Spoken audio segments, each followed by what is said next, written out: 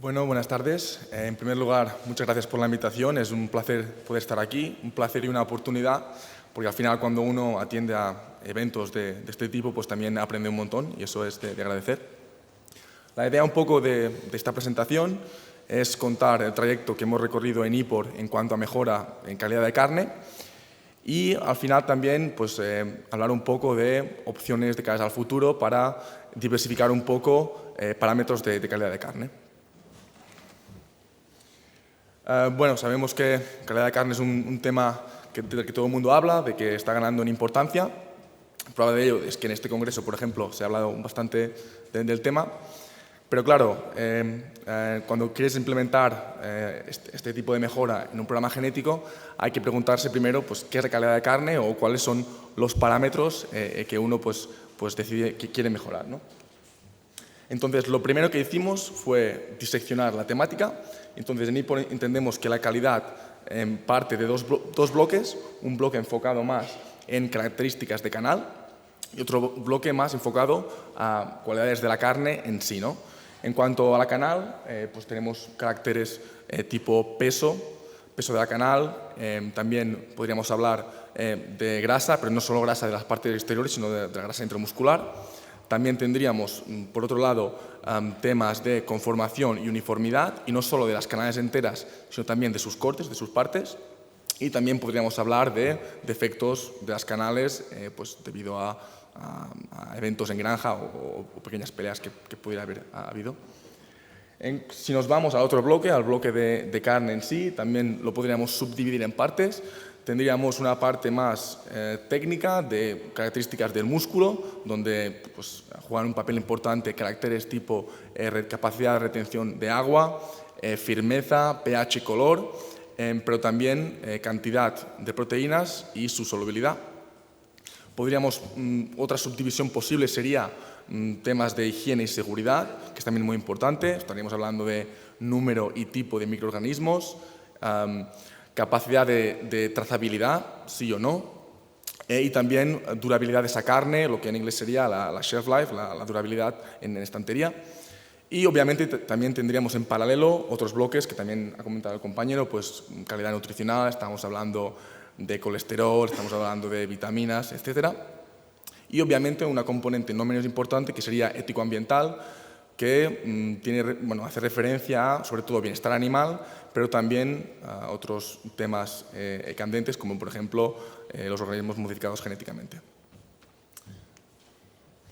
Entonces, en cuanto a los programas genéticos, al programa en sí, históricamente pues, se ha centrado en unos pocos caracteres, que por ejemplo serían la grasa intramuscular, que en nuestro caso, en el caso de IPOR, pues es una medición que hacemos ya desde hace años de forma rutinaria en todos los animales testados, es decir, les miramos la grasa intramuscular,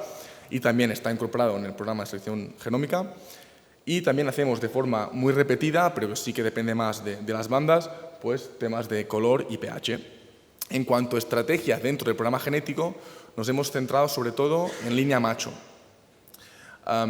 Y bien, aquí está un poco el tema, ¿no?, que quería comentaros al final de la presentación, de que a lo mejor podría haber otras opciones para diversificar y para centrarnos en caracteres de calidad, ¿por qué no?, en línea hembra. Es decir, a continuación primero os contaré lo que hacemos o lo que hemos hecho ya en línea macho y un poco una pincelada sobre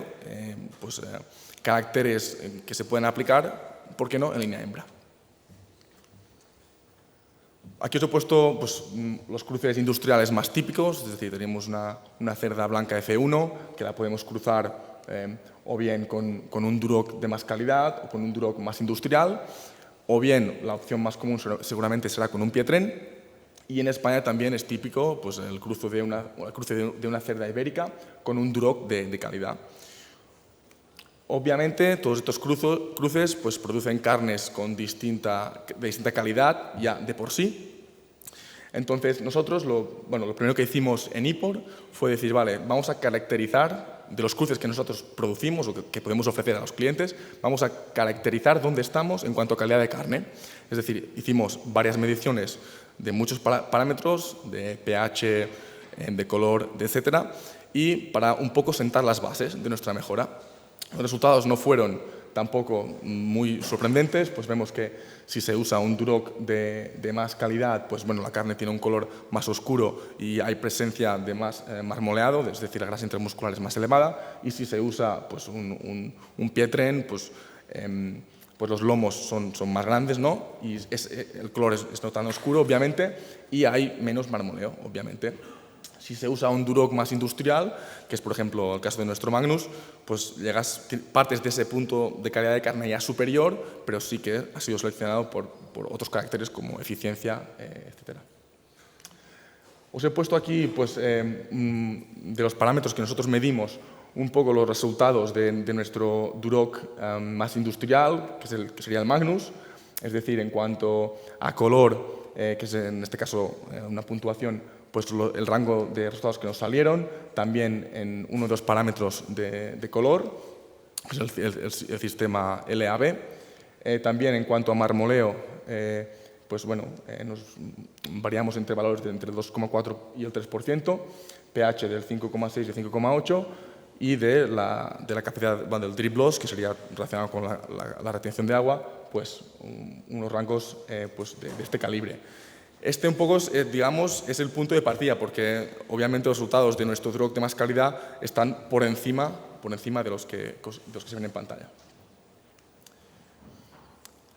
De acuerdo, una vez sentamos las bases de nuestra mejora, inmediatamente lo que hicimos fue empezar un proyecto de mejora en calidad de carne vía genómica, es decir, solamente focalizado en calidad de carne. Es decir, en paralelo tenemos el programa genómico que pues, está implementado en todas las líneas y para otros caracteres como son reproductivos, etcétera, pero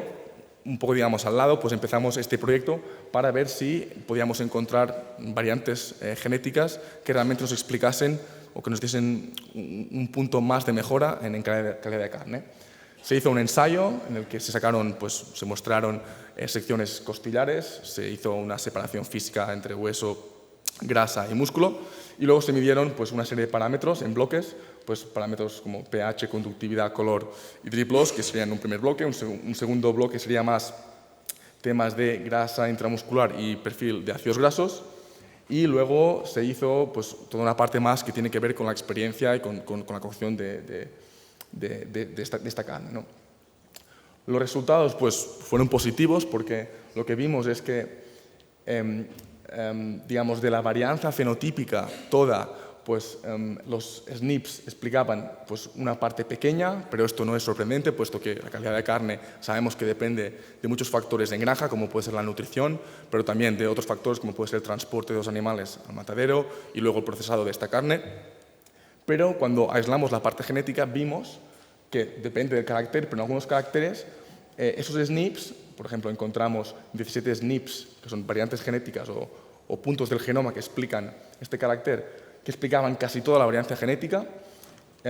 básicamente en parámetros de color, pero también en parámetros como el PSE, también encontramos un componente genética bastante importante. Lo que hicimos fue, de estos SNPs de los que hay aquí, los que explicaban una mayor parte de la variación genética y los que estaban más separados entre sí, los metimos automáticamente en un chip pequeño que tenemos de SNPs, que de esta forma podemos seleccionar animales que ya tienen, pues, a través de la genómica, una mayor calidad de carne.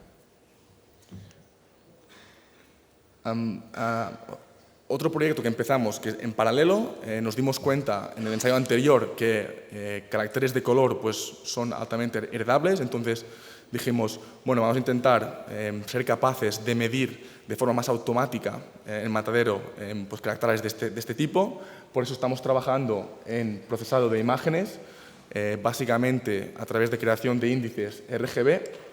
y esto lo hacemos básicamente por la relación que hay o la correlación que hay entre el color y el pH. El pH, como ha comentado el compañero antes, es uno de los caracteres más importantes porque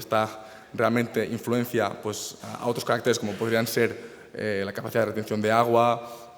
y otros parámetros. Entonces, como sabemos que el color es fácil de medir y se puede automatizar y tiene una correlación moderada alta de alrededor de 0,6 con el pH, pues es por esta razón que estamos pues, sacando adelante proyectos con esta temática. Aquí es un poco lo que os comentaba, que a través del color podemos hacer, pues es un proxy, una estimación del pH. El pH es un carácter básico porque nos permite distinguir las carnes que son PSE de las que son DFD, es decir, que son más oscuras y más duras. Y un poco aquí, y más que el pH, un valor en sí, lo que es importante es la caída del pH a lo largo del tiempo, es decir, después del sacrificio del animal. Vemos que si el pH decae muy rápidamente a valores muy bajos, pues obtenemos carnes pues PSEs. Por lo contrario, si el pH se mantiene alto a lo largo del tiempo, obtenemos carnes DFD. Y que pues a través de estas mediciones podemos seleccionar el punto que nos interese. En paralelo a esto, hace años ya, dentro de nuestro programa CCPS, que es un programa que tenemos en donde varias granjas lo que hacemos es cruzar nuestra F1 con nuestras líneas de bracos finalizadores, pues medimos todos los parámetros reproductivos de esas cerdas, pero también a todos los lechones les identificamos al nacer y los seguimos a lo largo de su vida, los testamos, los seguimos hasta matadero. Lo que hicimos fue, pues con una muestra de más de 5.000 animales, pues los expertos y distintos digamos, bracos finalizadores, pues los expertos lo que hicieron fue pues coger un pedacito de la grasa de la canal, quemarla y bueno, los expertos los clasificaron entre si existía presencia de olor sexual o no, y lo que vimos es que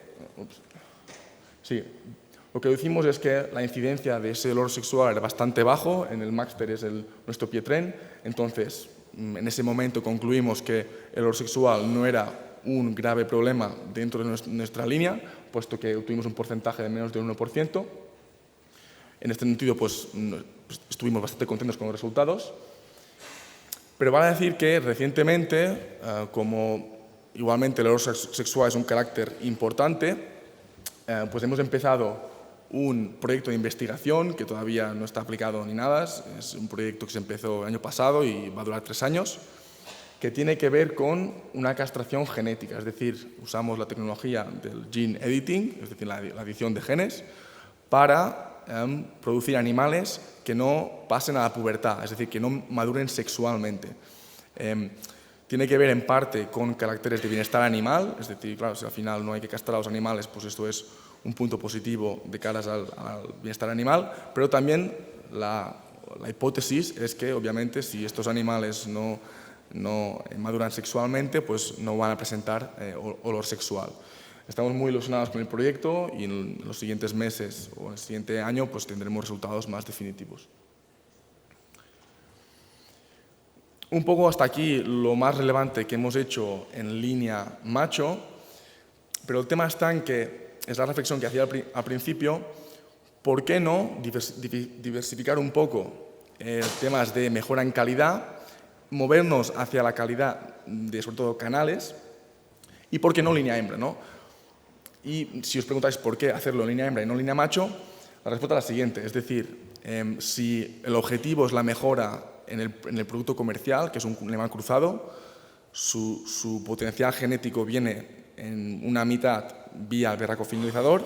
por la otra parte la mejora del 50% proviene vía madre. Esto es por una parte, es decir, la contribución de la madre es significativa. Por el otro lado, tenemos que las líneas de berraco finalizador se han seleccionado durante muchos años para caracteres de producción y conformación, y sabemos a través de varios estudios que estos caracteres pueden tener correlaciones negativas con caracteres de calidad de carne. Un ejemplo claro es, por ejemplo, la correlación que existe entre la grasa dorsal y la grasa intramuscular, que es una correlación positiva, pero eso es desfavorable porque nosotros lo que queremos es poca grasa dorsal y mucha infiltración,